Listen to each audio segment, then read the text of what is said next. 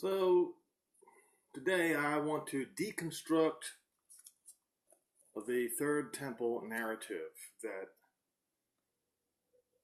is the narrative that is running rampant, especially around the United States, but not limited to the United States. But first, before I begin, what am I wearing? I am wearing the clothing of shame and the yellow star. The clothing of shame that the Crusaders forced the Jews to wear, yellow clothing, and also the yellow star that the Jews were forced to wear during the Crusades and during the Holocaust. May those who suffered at the hands of the sons of Cain be raised from the dead and rise up in judgment against those murderers, thieves and pillagers and rapists who did this in the name of Jesus. Now, to begin deconstructing the Third Temple narrative, I will start with where they get the Third Temple narrative from.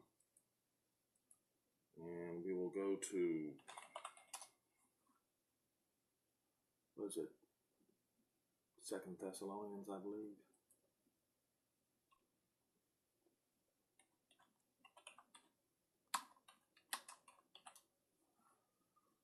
And we're going to examine what Paul said.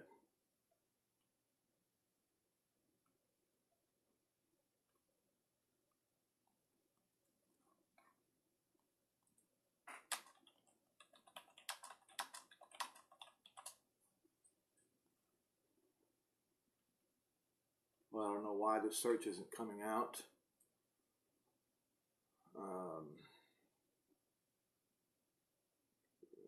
Let's go ahead and go to 2 Thessalonians. I think it's 2 Thessalonians 2.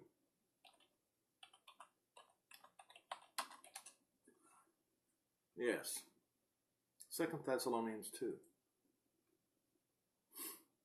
Starting in verse 1. Now we beseech you, brethren, by the coming of our Master, not Lord, Yeshua Messiah, not Jesus Christ, and by our gathering together unto him, that you be soon not shaken in mind, or be troubled, neither by spirit, nor by any word, nor by letter as from us, as that day of Messiah is at hand.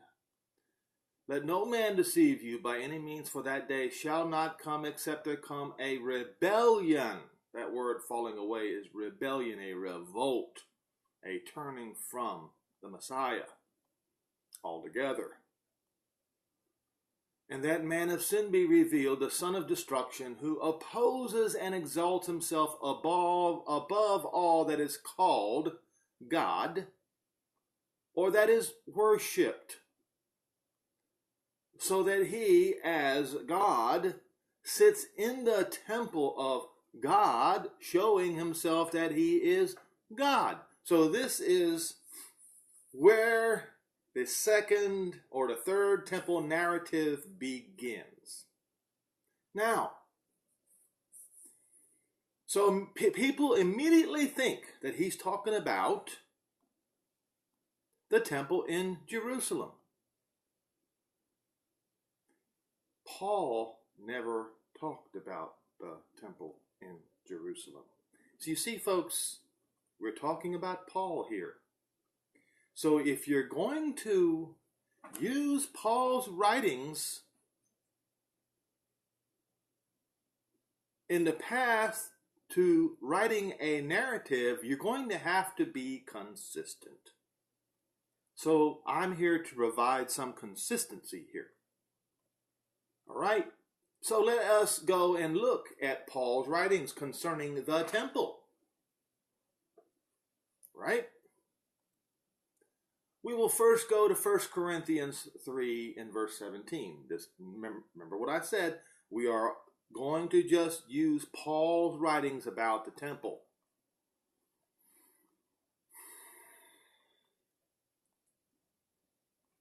First Corinthians 3 verse 17. I will start in verse 16. Don't you know that you are the temple of Elohim? Or as people today say, God. He says you are that temple. Why does he say that? Because the Holy Spirit is supposed to dwell in you, and therefore lives in you, and therefore you are the temple, so to speak. And that the Spirit of Jehovah dwells in you. Don't you know this? Apparently people don't. Because they have rejected the words of Paul. If any man defile the temple, that is, defile himself, him shall our Father in heaven destroy, for the temple of our Father is holy, which temple you are. So he says it in this, he says it once in verse 16, and he says it again in verse 17. He reiterates the point here, okay? Now we're going to go to the next scripture where Paul talks about you being the temple. 2 Corinthians 6 and verse 16.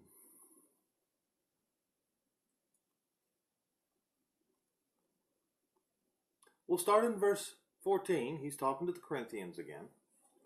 Be you not unequally yoked together with unbelievers, for what fellowship has righteousness with unrighteousness? And what communion has light with darkness?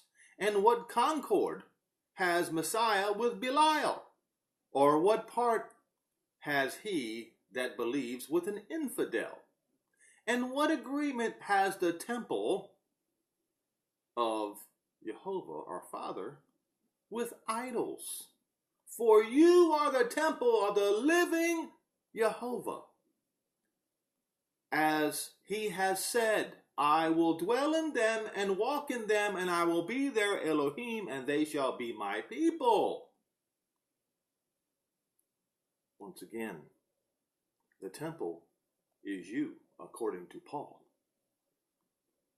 Yet, and let me remind everyone that Paul was the only apostle to the Gentiles.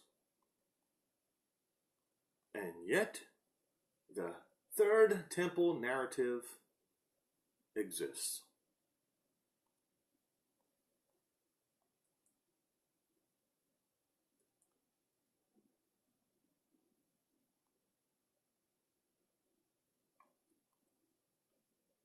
All right.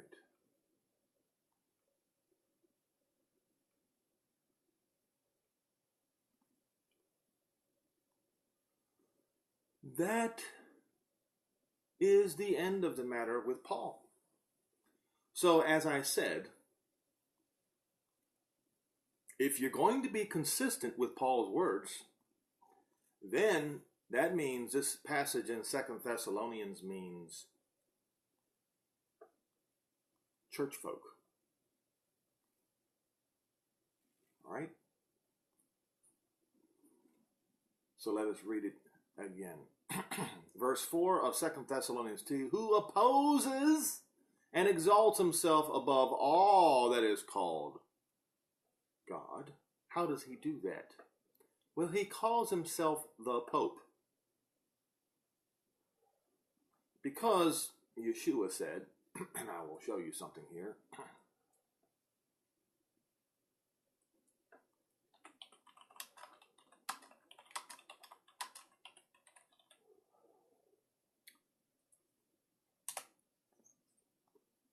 In Matthew 23, verse 9, it says, and do not call any man upon earth your father, for you have only one Father, and he is in heaven.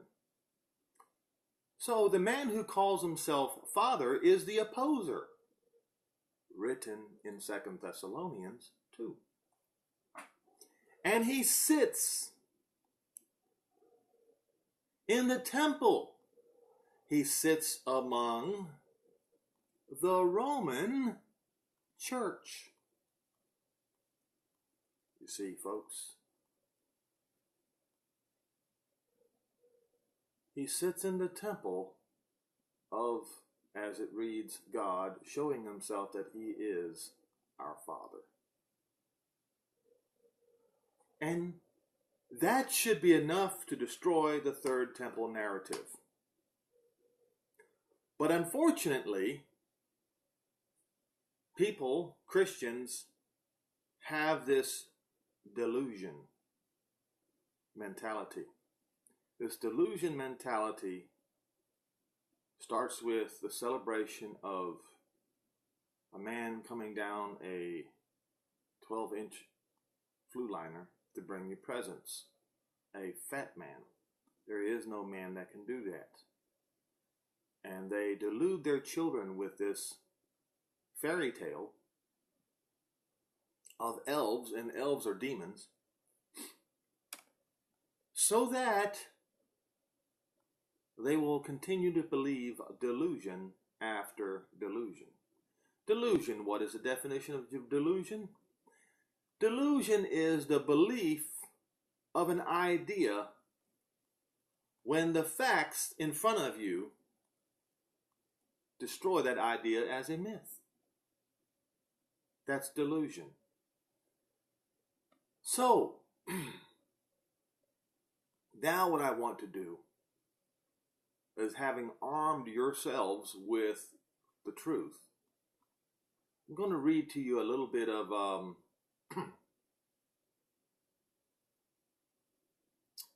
an article. It's fairly long. It's by Tim McHyde. It was written on June the 2nd, 2017. And of course, he is utterly confused, and he also points out that others who believe in this so-called Third Temple narrative is utterly confused. Please, folks, when we go to start reading this, do not forget the scriptures that I just quoted. I armed you with the truth. And still many of you will believe the lie because of delusion. So here's how he starts. The title is The Third Temple Prophecy, What's Holding Back Its Fulfillment. As you all know by now, I've already deconstructed it. Many Christians consider the rebuilding of the Holy Temple and restarting animal sacrifices not a prophetic sign, but an affront to Christ, I'm quoting him, and the church, the real temple. If you learn what the book of Hebrews says is the actual purpose of the temple and sacrifices, the plain prophecies about them coming again will make more sense. Discover what must happen first before the temple construction can begin, what prophecy may bring it, and what happens in relation to the 70th week. And what, if anything, you should do when you see the third temple rebuilt. Since AD 70, when a rebel faction inside the Roman army disobeyed orders in destroying the Holy Temple, look, see, this is what I'm talking about, folks. This guy acknowledges that Scripture was fulfilled concerning the temple being destroyed. Yet, delusion. Delusion. He acknowledges it. Since AD 70, when a rebel faction inside the Roman army disobeyed orders of destroying the Holy Temple, the Jews have been without their central place of worship. The Western Wailing Wall has been serving as Judaism's most sacred site in the place of the temple, but it is only a remnant of a... No, it's not. We just read on Wikipedia that there was nothing left of the temple. Everything concerning the temple was laid to dust. And yet, a false narrative of somehow a retaining wall of the Temple Mount is still standing. It is not. History It is written in history. Everything concerning the temple was destroyed as prophesied by the Messiah himself. All right, so he continues. For most Christians, the absence of a Jewish temple on the Temple Mount is far from a problem. It is just as it should be to them. After all, it's a relic of the Old Covenant. Yeshua said something about himself being the temple in John 2, verse 21. And didn't Paul say that the church is a temple of God now? 1 Corinthians 3:16. That was one of the scriptures I pointed out to you. But yet these people still continue to embrace the false narrative because of delusion. I'm saying that. Now we'll continue with the article. Given those perceptions, most Christians are not expecting another temple to be built, or perhaps for Jehovah to even allow it, especially, he forbid, one with renewed animal sacrifices that Christians imagine is an affront to Messiah's one sacrifice for all time. So you see what we've got going on here.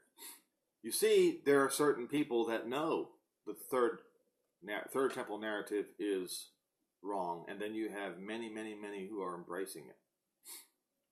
But for Jews, both religious and secular, the Holy Temple not only makes sense, a large segment of the population desires it. In a recent survey, 1/3 of secular Jews and 43% of religious Jews were in favor of construction of the Temple Mount. What's more, there is real progress toward making it happen. The Temple Institute and dozens of other organizations are preparing for a third temple. They are making the priestly vestments, reconstructing the temple's past ceremonial objects and furnishings, including the 200-pound golden 7-branch menorah, as well as preparing for, yes, a renewal of animal sacrifices. So, who is right about God's will for the Holy Temple, Christianity or Jerusalem? That is a incorrectly constructed question, by the way. Will the Holy Temple be rebuilt, or is it God really against it? What does Bible prophecy say? Christians who are against another temple and renewed animal sacrifices in Jerusalem are probably unfamiliar with how many end-time prophecies predict exactly that. The Christians mostly just know about the two past temples. The first temple, Solomon's temple, destroyed by Nebuchadnezzar II. And then it goes on to use this, which I find fascinating. Number 2, Zerubbabel's / Herod's temple destroyed by the Romans. So, which one was it? Zerubbabel's temple or Herod's temple? See, a case can be made that Zerubbabel's temple was the second temple and that Herod's temple was the third temple. But I will continue. They would be surprised to find out that there are not just one, but 2 more holy temples predicted in the Bible. Really? Really? Number 3, the tribulation temple taken over by the Antichrist, 2 Thessalonians 2 verse 4. Wait a minute.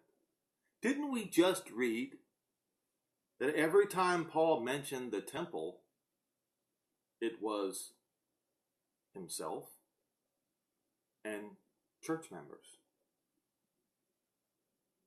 False narrative. Delusion. Yes, this third point is a delusion. Paul never mentioned the temple as being a building construct. Never did. And John says something that destroys the whole thing in just a few words. I will get to that at the end of this video. So, his example number 4, Ezekiel's millennial temple built under the Messiah, Ezekiel 40 verse 46, Ezekiel 40 through 46, and Zechariah 8. I'm going to stop right there for just a second, and I'm going to show you something.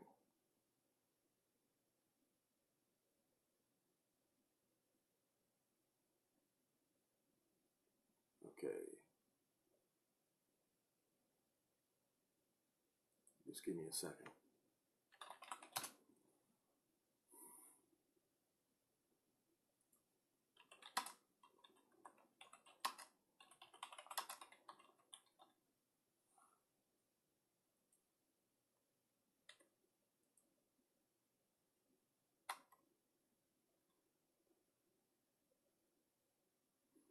Ezekiel 46 and verse 4. So they're saying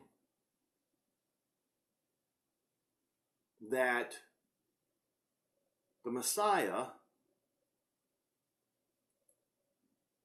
and the temple are prophesied in the future based upon Ezekiel 46 and verse 4.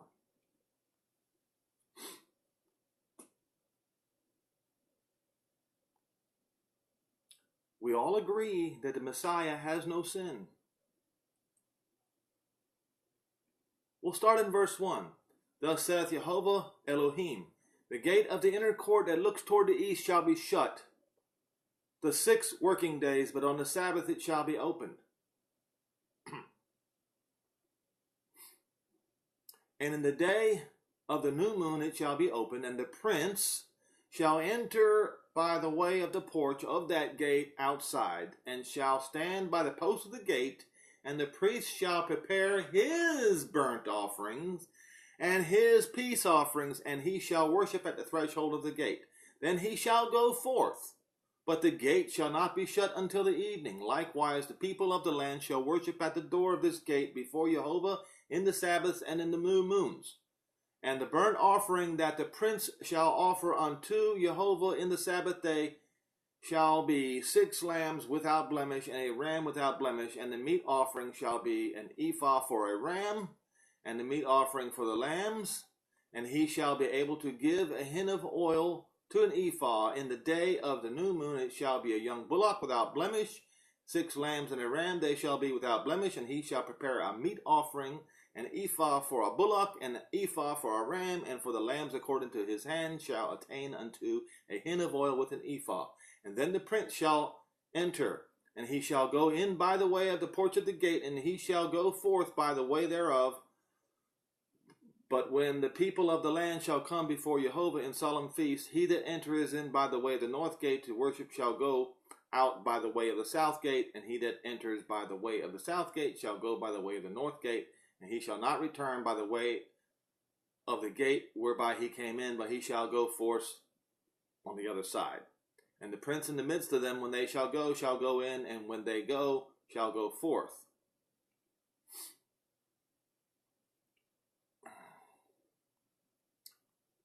So what we're seeing here is the prince has to offer sacrifices for himself.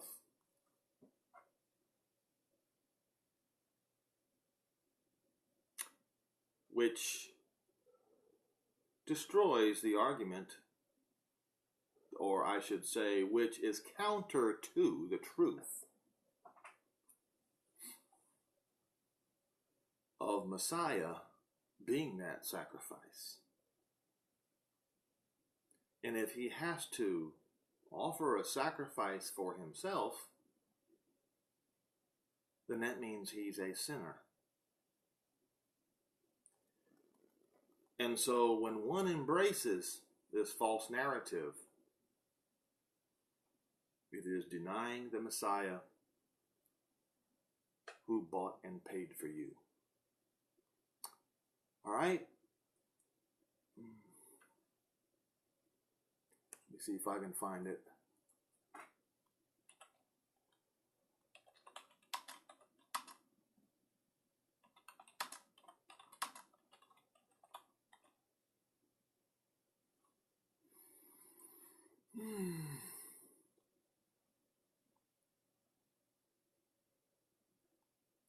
Second Peter 2 verse 1.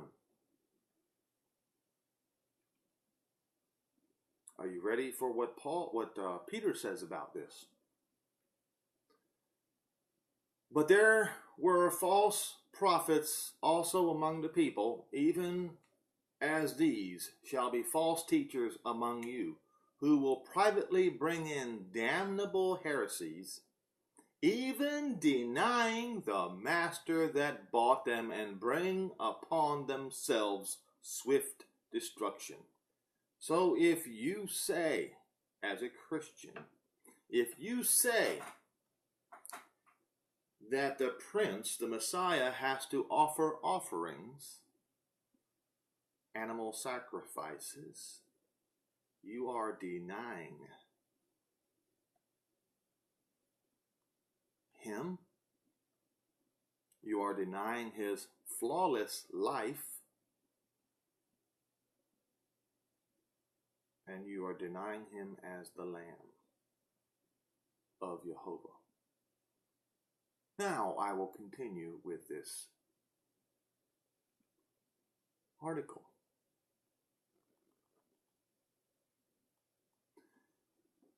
So he goes and says, erroneously says, however, the context of both the Ezekiel and Zechariah temple prophecies is millennial, making them distinct from the prophecies of an end-time Great Tribulation Antichrist temple, such as Daniel, Revelation, 2 Thessalonians describe.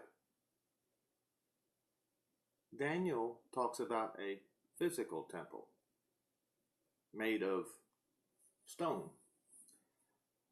Paul in Thessalonians is talking about another temple, the church. Namely, the Roman church. When you read Romans 11, you will understand what he was talking about.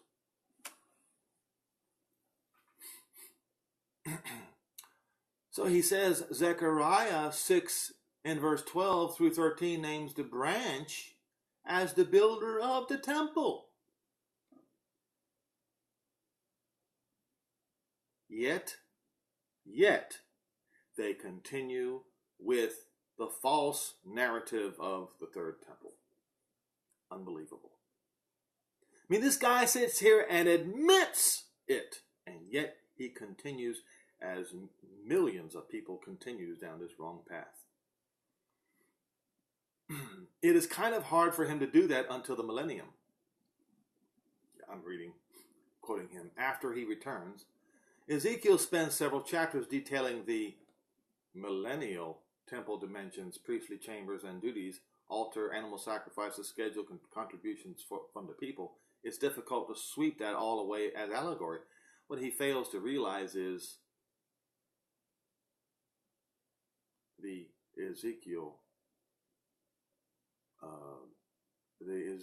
temple, Ezekiel 40 through 46 temple. Don't you think that it was about Herod's temple?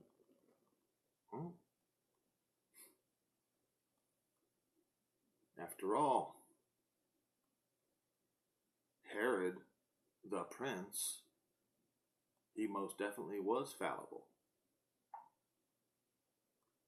But then again, I will continue, and still Christian animal lovers struggle with a God who would command adorable, precious, innocent animals to be slaughtered. It can challenge their faith in a loving God to see the Torah of Moses given by God command the sacrifice of animals, then to hear it will be allowed for a third temple, and apparently commanded in the millennial temple. See, he partly believes his own falsehood and partly doesn't, because he uses the word apparently.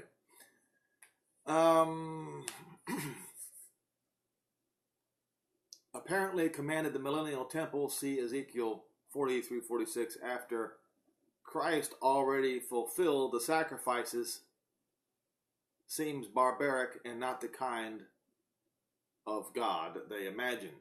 I suggest that the answer to this dilemma is that it's supposed to be unpleasant to contemplate animals being sacrificed. Not liking it is the point. Really? Not liking it is the point, he says.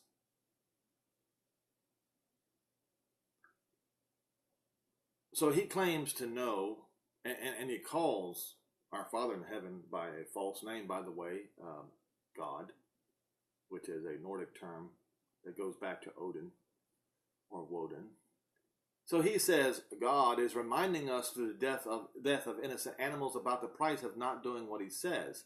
He did not create the animals only to give affection, companionship, eggs, milk, and fleece, and other things that don't cost their lives. He also made them to teach us about the blood cost of sin and not loving our fellow man. So what is this man trying to say? That the millennial prince, the Messiah, the one who committed no sin, the one who was the sacrifice, the one, now he's supposed to offer a sacrifice for himself for this reason? Is that what he's saying? You see why this makes no sense? So he continues, I observed that many animal lovers have been deeply hurt by or don't like people. They gravitate to animals because animals never hurt or reject them.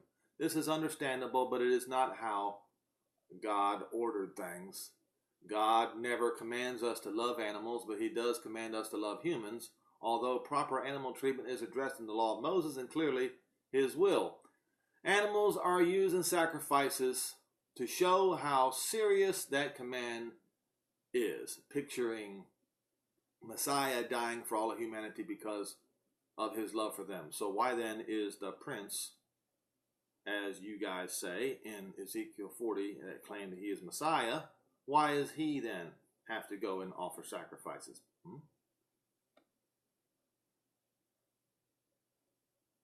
This is, once again, a delusion. So, finally, just as some deny any rapture at all, pre-tribulation, mid-tribulation, or post-tribulation, I guess he's talking about me, since I deny the rapture. There are some that deny a third temple is predicted. That would be me. Typically, they point to what Paul said about the church being the temple. 1 Corinthians 3, verse 16. Yeah, that's me. So he's addressing me now. As if the use of something in metaphor denies the reality. Oh, this guy just got finished saying that what Paul said was only a metaphor. Really? Really? So who am I going to listen to? This guy who I don't know? Or Paul, the apostle to the Gentiles?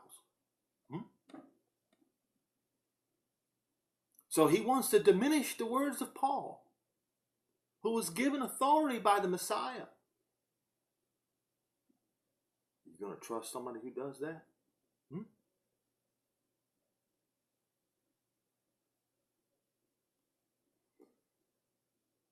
Typically, they point to what Paul said about the church being the temple, as if the use of something in metaphor denies the reality of that thing the metaphor is derived from in its normal form.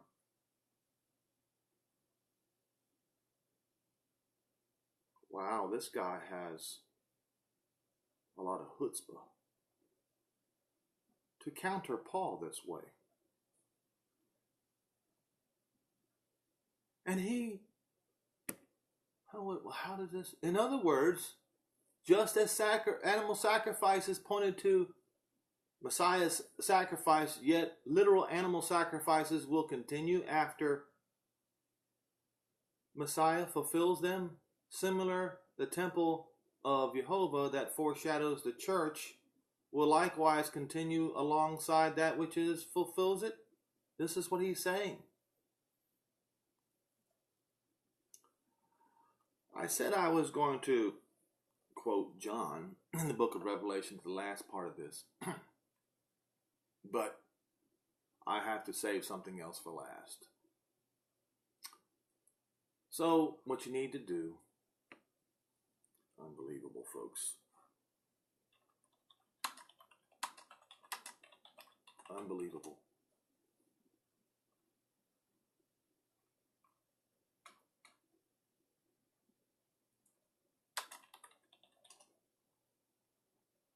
Where is it?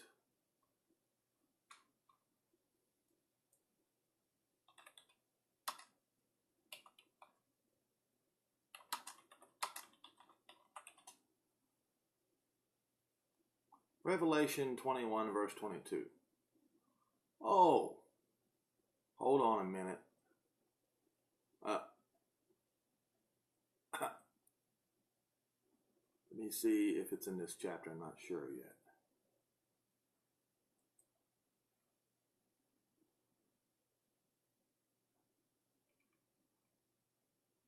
Now, don't forget.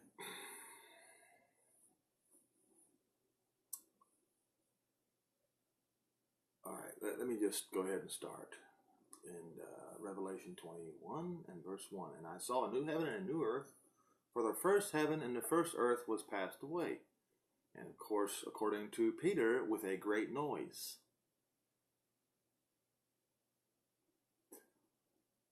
There was no more sea, which means no more Mediterranean Sea.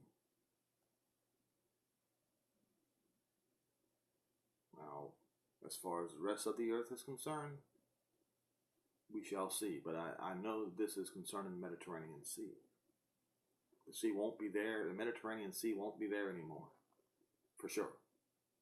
And as far as the rest of the oceans, I do not know yet. We shall see.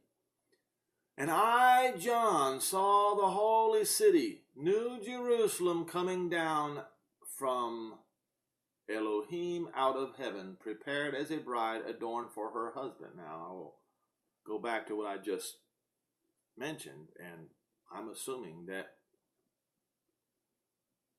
let me see. Yeah, because I know that the Sea of Galilee will be still there because people, I think it says people will be fishing out of it. So I'm thinking, so we'll get to that later.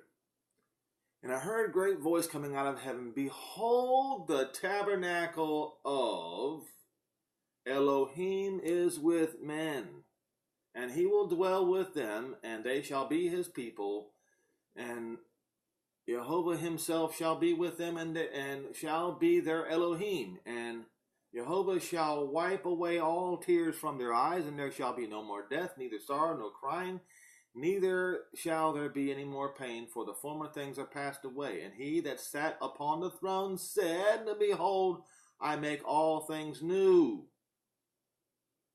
Let me see. Oh, I need to go to verse 9. And then there came unto me one of the seven angels, which had the seven vials full of the last plagues, and talked with me, saying, come here, and I will show you the bride, the Lamb's wife. And he carried me away in the spirit to a great high mountain, and showed me that great city, the holy Jerusalem, descending out of heaven from Elohim, having the glory of Elohim, and her light was like unto a stone, most precious, even like a jasper stone, clear as crystal, and had a wall great and high, and had 12 gates, and at the gates 12 angels, and names written thereon, which are the names of the 12 tribes of Israel, which means nobody could enter that gate except through one of the tribes of Israel. Oof. And this is John speaking.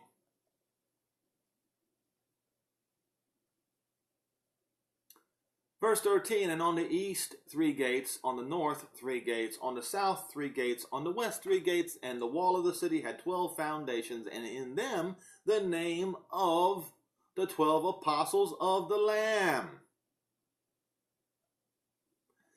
And he that talked with me had a golden reed to measure the city. We read about John talking about when it had a golden reed measuring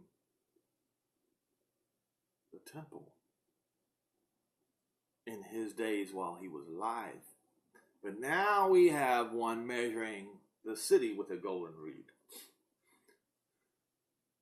And the gates thereof, and the wall thereof, and the city lay 4 square, and the length is as large as the breadth. And he measured the city with a reed, 12,000 furlongs. Go and look up what that means, folks. The length and the breadth of the height of it are equal, and he measured the wall thereof 140 cubits, according to the measure of a man, that is, of the angel. And the building of the wall of it was of jasper, and the city was pure gold, like unto clear glass.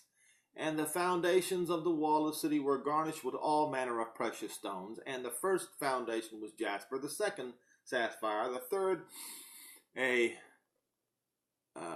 chalcedony, the fourth an emerald, the fifth sardonyx, the sixth sardius, the seventh chrysolite, the eighth beryl, the ninth of topaz, the 10th of chrysoprase, I can't say that, the 11th a jacinth, the 12th an amethyst. And the 12 gates were 12 pearls, every several gate was of one pearl, and the street of the city was pure gold, as it were transparent glass. Now it was coming down out of heaven. Where is it going? This city is going straight upon the real estate of Jerusalem as we know it today. And look what John said. And I dare any of you to argue with John concerning this. I dare you. Because he says something about this. I should say, don't do it. Do not argue with John concerning the temple. Don't do it. You know better. Verse 22, and I saw what?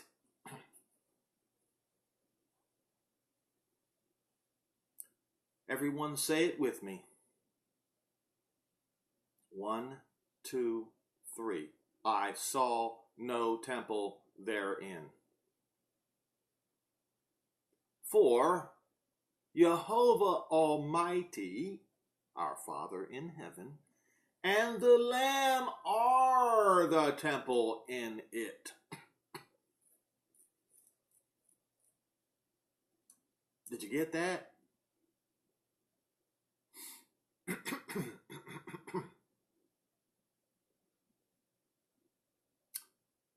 And the city had no need of the sun and neither the moon. Now, did I read something about the sun and the moon?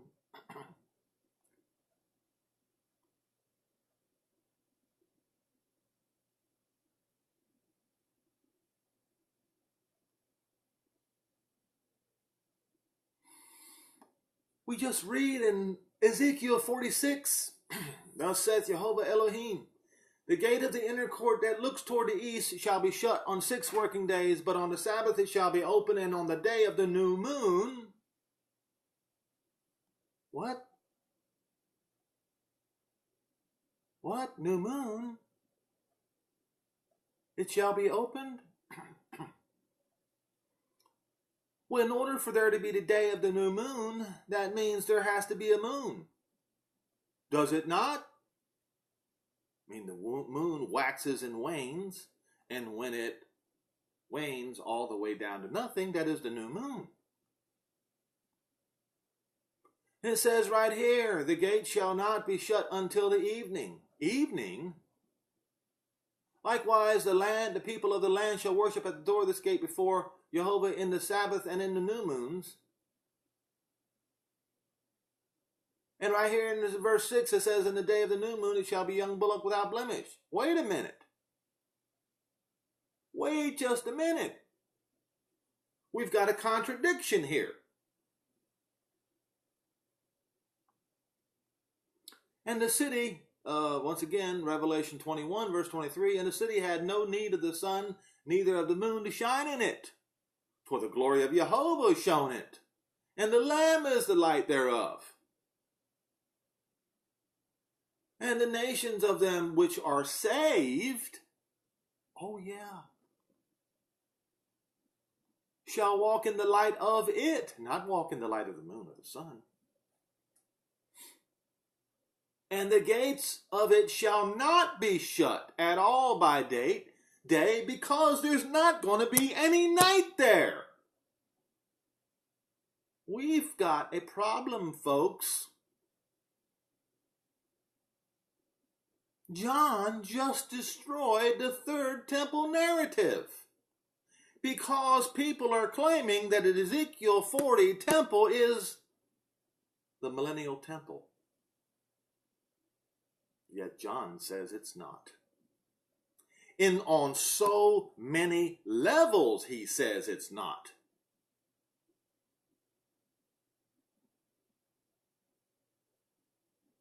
There shall be no night there.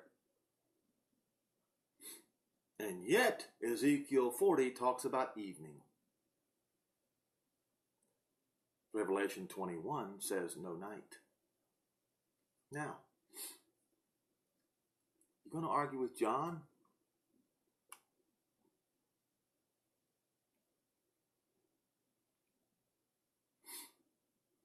John 22, verse 18. Are you ready? Now, you must understand that the temple, according to John, is a big deal. You may not alter what John said concerning the temple. For I testify unto every man that hears the words of the prophecy of this book, if any man shall add unto these things, Jehovah shall add unto him the plagues which are written in this book. And if any man shall take away from the words of the prophecy of this book, of the book of this prophecy,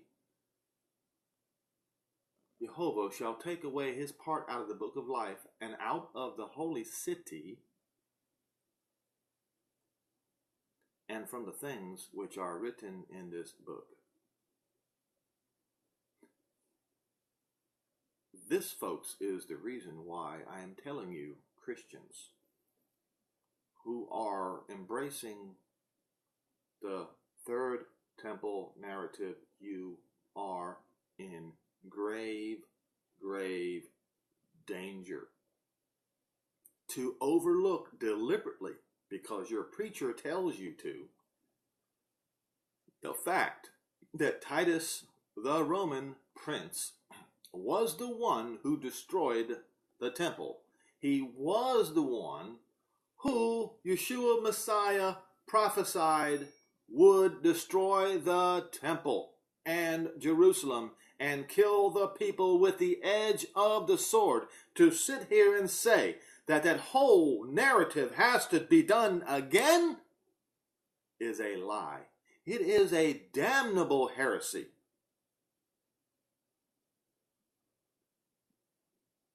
Don't argue with John. Don't do it. Do not follow these preachers who ask you for your money. Oh, they get very angry when I say that. I mean, I've had people all the way from every Protestant group to even the Messianic Jew get angry with me for telling people not to follow preachers who ask for your money. Well, Paul, he did the same thing, but who listens to Paul today? They only twist his words around like Peter said, and Peter said they twist his words to their own destruction. So, in the finale of this particular article,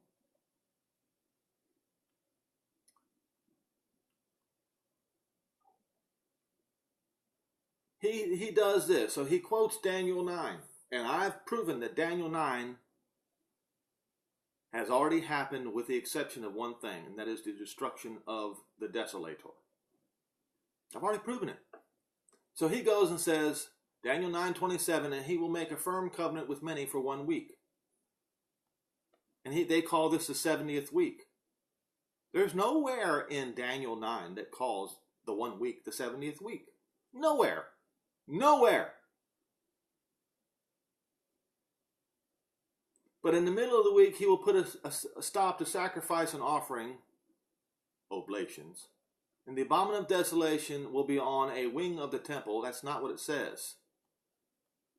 I will go to it in just a minute. Until the decreed destruction is poured out upon the desolator. All right. So, let us go then to Daniel 9 and verse 27.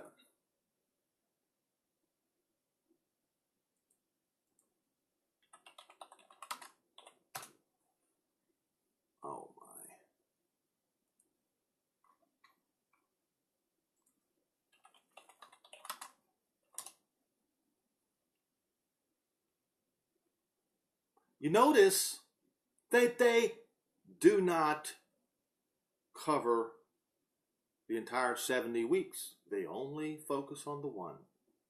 And that's part of where the deception is, folks. So if you're going to talk about the 1 week, you have to talk about all 70.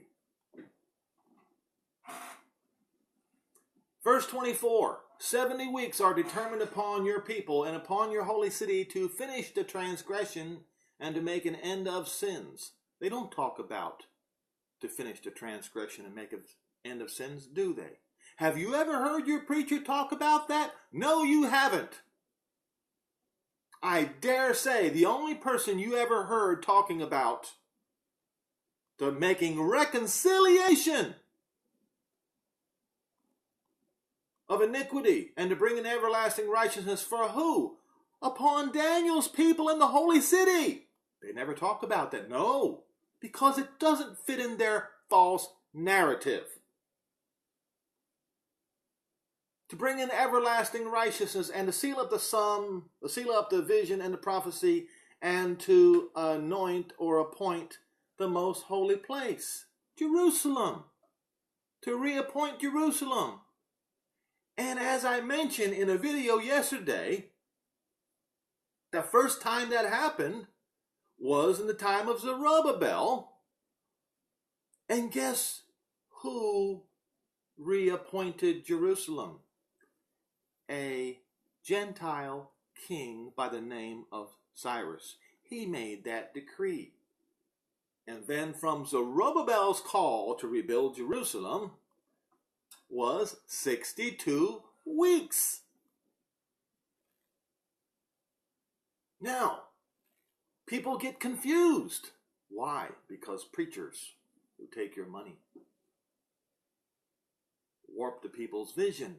Verse 25 says, know therefore and understand. And then they tell you, you cannot understand it. That's what they tell you. They say that this book is sealed up. He says, know therefore and understand. And Yeshua Messiah said, let him who reads Daniel the prophet understand. So now let's understand. Know therefore and understand that from the going forth of the commandment to restore and build Jerusalem unto Messiah the Prince. Wait a minute. When the Messiah came the first time, was he a prince or was he a suffering servant? He was not a prince. He was a suffering servant. You can't be a prince and a suffering servant at the same time. It's impossible. Okay?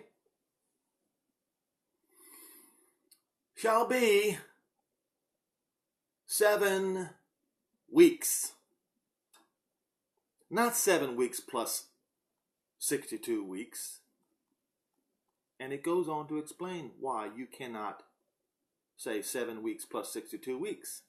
It says, and 62 weeks the street shall be built again, and the wall even in troublous times. And after the 62 weeks shall Messiah be cut off, but not for himself. So the 62-week portion from Zerubbabel's call to rebuild Jerusalem shall be 62 weeks, or 62 sevens. You cannot add the 7 sevens with the 62 sevens because it clearly says 62 weeks from the call to rebuild Jerusalem. The street shall be built, and the wall, even in troublous times. And after 62 weeks shall Messiah be cut off, but not for himself. So the 7 weeks had not started yet. The 7 weeks is for the Messianic era. It clearly says so. No, in verse 25, know therefore understand that from the going forth the command to restore and rebuild Jerusalem unto Messiah the Prince, that is, from the call to rebuild Jerusalem unto the Messianic era shall be 7 weeks. From the call to rebuild Jerusalem unto when Messiah was cut off, 62 weeks. Both have just Well, the 62-week one was fulfilled when Messiah was cut off. The 7-week portion was fulfilled when General Shlomo Goren on June 7, 1967 said these words, and I quote in English, "Jerusalem, as in the days of old, shall be rebuilt." And everybody ignored it. I didn't ignore it. My dad didn't ignore it. But everybody that I know has ignored it and does not give that statement credence. Now, verse 26, and after 62 weeks shall Messiah be cut off, but not for himself, and the people of the prince that shall come shall destroy the city and the sanctuary. Did Titus, the Roman general, destroy the city and the sanctuary or not? History says yes. History says everything was destroyed in the temple, and Jerusalem was destroyed.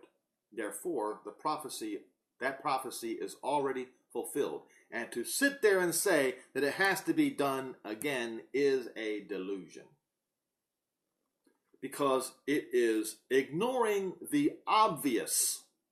Just like today, the nations ignore the obvious, that Jerusalem belongs to Israel. They are in a delusion.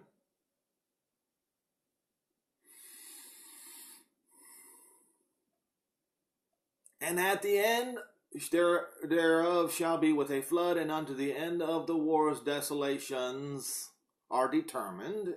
And it was,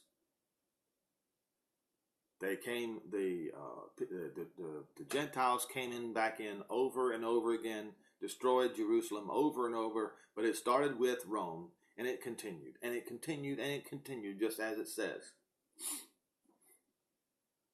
Never allowing Jerusalem to rise again, to destroy the name of Jerusalem forever, was the idea.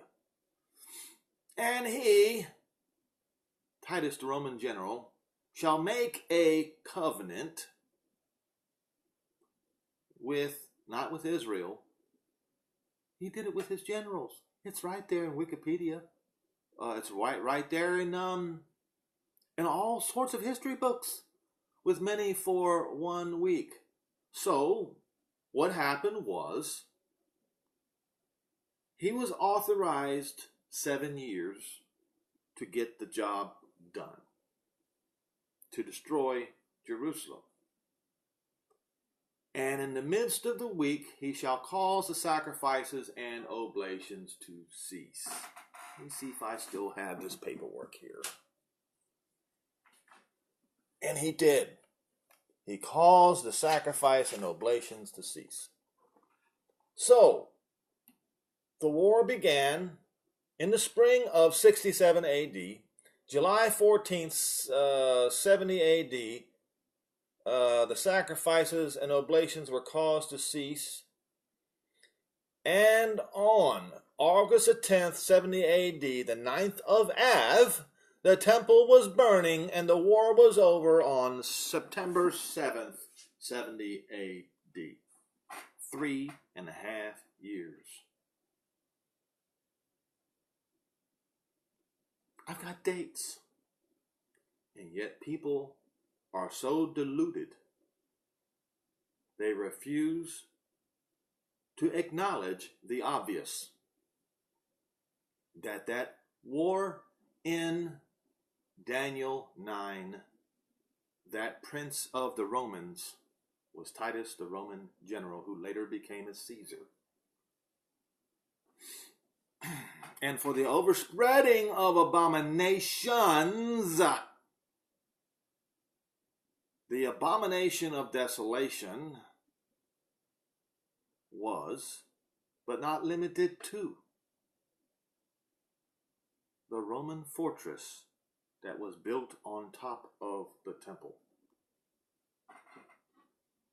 And other abominations, plural, came. including the Al-Aqsa Mosque.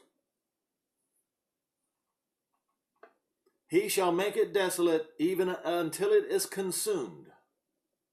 And the point here, it will remain consumed until that time. That which is determined shall be poured upon the desolator. So now that Jerusalem is no longer consumed, in those days and in that time, within that generation, Joel 3.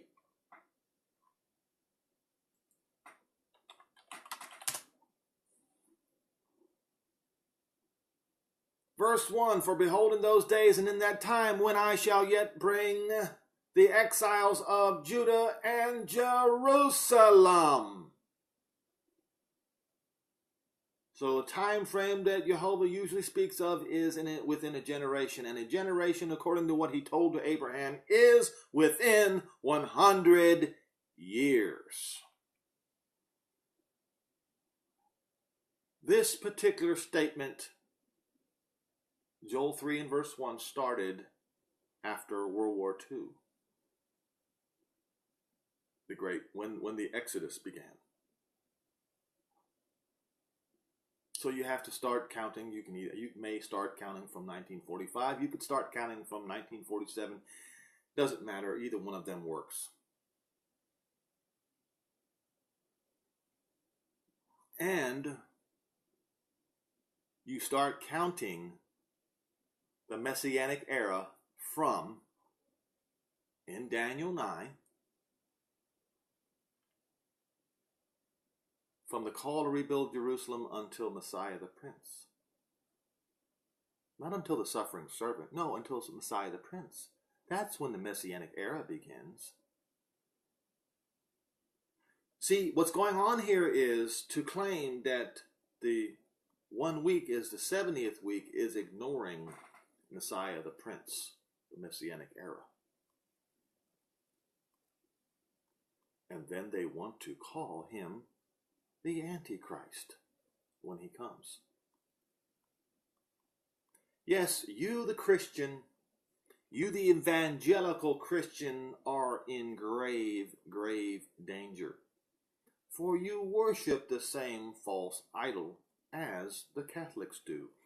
And for generations you have condemned the Catholics. But you worship the same thing. And you believe delusions. So how will people know? How will they know when he comes? Listen carefully, folks.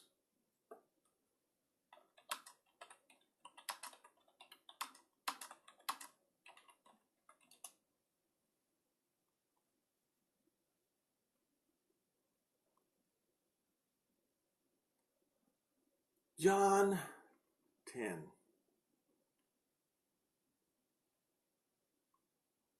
John is not quoted very much, unfortunately.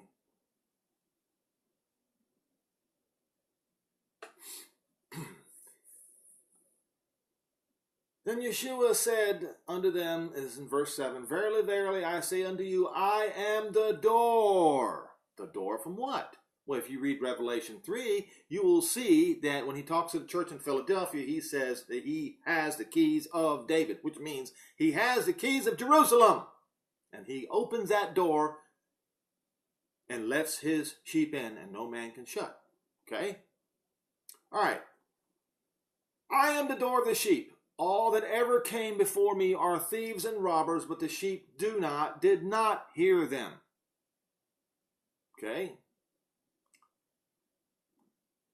I am the door. By me, if any man enter in, he shall be saved, and shall go in and out and find pasture. The thief comes not, but to steal, and to kill, and destroy. What did the Christian crusaders do?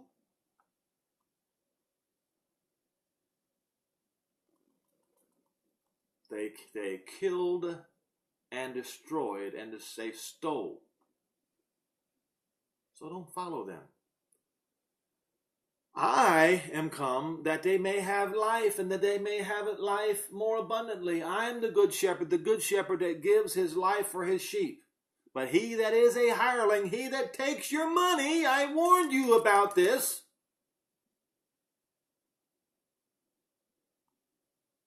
And not the shepherd, whose own sheep are not, sees the wolf coming and leaves the sheep and flees, and the wolf catches him and scatters the sheep. The hireling flees because he is a hireling and he doesn't care for the sheep. So in other words, the guy who you pay your money to preach, he doesn't care for you. He doesn't. Think about that. The truth is cold, isn't it? The hireling flees because he's a hireling and cares not for the sheep. I am the good shepherd and know my sheep and am known by my sheep. So the sheep know him. Listen carefully, folks. And as the Father knows me, so I know the Father, and I lay down my life for the sheep. And other sheep I have, which are not of this fold. And another sheep I have, which are not of this fold. These sheep that are not of the fold of Judah, as he was speaking there, are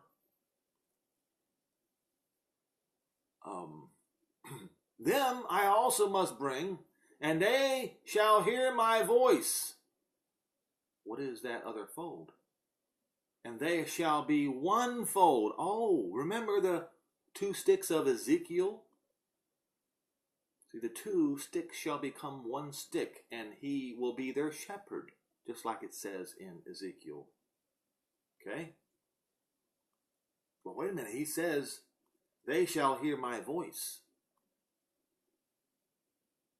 Are you going to hear his voice? Or are you going to say that that is the voice of the Antichrist? Are you going to listen to the hireling who, when the wolf does come, and did come, scattered the sheep? Are you going to be one of those who are deceived? Now, we're going to go to the parable of the 5 wise and 5 foolish virgins.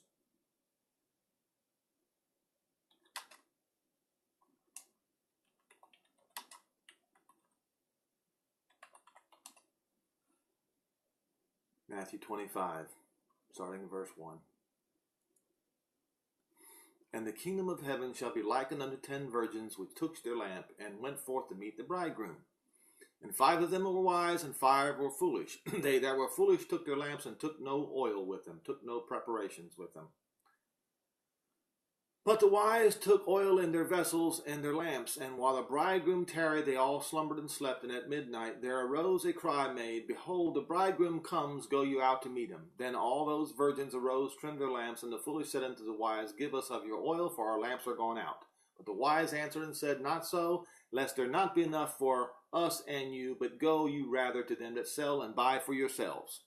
And while they went to buy, the bridegroom came, and they that were ready went with him. Them that were ready went with him, which means those that were not ready, those that were deluded, those who did not prepare, did not go with him. They didn't listen to his voice because they didn't recognize it. The 5 wise heard his voice, recognized him, and followed him.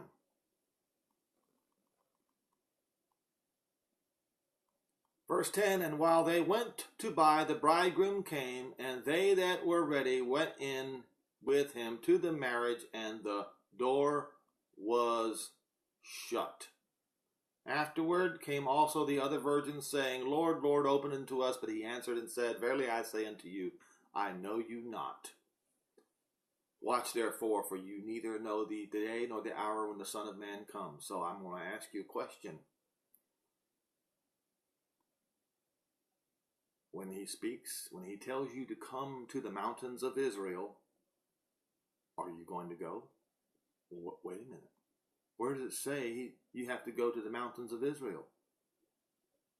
Have you not been reading the scriptures? he says,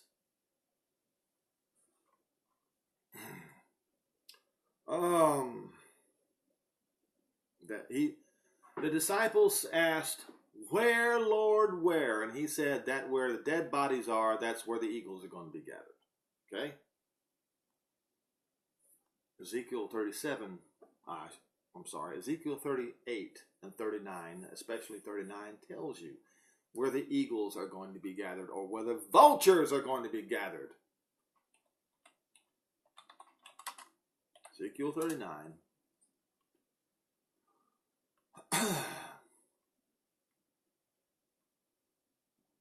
Verse 17, "And you, son of man, thus saith Jehovah Elohim, speak unto every fowl and to every beast of the field, assemble yourselves and come and gather yourselves on every side to my sacrifice, that I do sacrifice for you, even a great sacrifice upon the mountains of Israel, that you may eat flesh and drink blood." Where? We just read where. The mountains of Israel, right?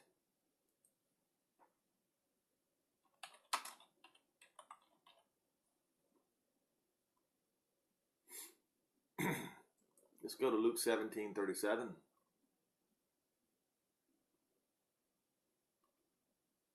"And they answered and said unto him, Where, Lord? And he said unto them, Wheresoever the body is, there where the vultures be gathered." Okay. You have been given the truth. I have told you the truth. I have used the scripture to tell you the truth. Now, after listening to this video, reading the scriptures in a proper manner, you go and listen to the hireling. You will be scattered and not found. You will be among the 5 foolish virgins. You will not know the sound of the master's voice.